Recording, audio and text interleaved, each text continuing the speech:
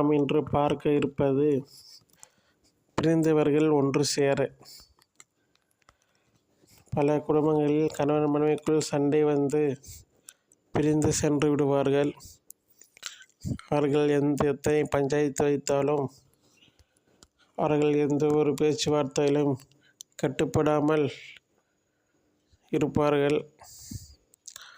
அப்படி எத்தனை பஞ்சாயத்து வைத்தாலும் பேச்சுவார்த்தை நடத்தினாலும் ஒன்று சேராமல் இருக்கும் கணவன் மனைவிகளை ஒன்று சேர்க்க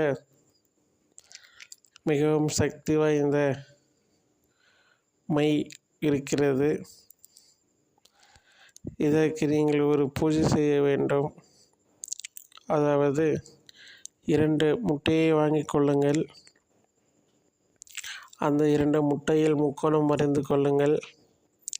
முக்கோணத்தின் 3 மூலைகளிலும் சூலம் வரைந்து கொள்ளுங்கள். நடுவில் பிரிந்தவர்கள் ஒன்று சேர வேண்டும் என்று நினைக்கும் அந்த ஆண் பெண் இருவரின் பெயரையும் முக்கோணத்தின் நடுவில் எழுதி கொள்ளுங்கள். அதன் மறுபக்கம் இந்த பிரிந்தவர்கள் ஒன்று சேருவதற்கான சக்தி வாய்ந்த மையை வாங்கி அதன் மறுபக்கம் பூசிக்கொள்ளுங்கள். அந்த 2 முட்டையிலும் மையை பூசிவிட்டு அந்த முட்டையை எடுத்துக்கொண்டு பக்கத்தில் எங்கேயாவது முனியப்பன் கோயில் இருக்கும். அந்த முனியப்பன் கோயிலுக்கு செல்லுங்கள். அங்கே சென்று அவருக்கு ஒரு சிறிய பூஜை செய்துவிட்டு அவரது கண் பார்வைக்கு நேராக குழியை சிறிதளவு பள்ளம் நோண்டி 2 முட்டையையும் வைத்து மூடிவிடுங்கள். அதன் மீது ஒரு கற்பூரம் வைத்து பற்ற வைத்து பிரிந்தவர்கள் ஒன்று சேர வேண்டும் என்று 3 முறை கூறி வணங்கிவிட்டு வந்துவிடுங்கள். இதை செய்தாலே போதும். அவர்கள் ஒன்று சேருவது 100% உறுதி.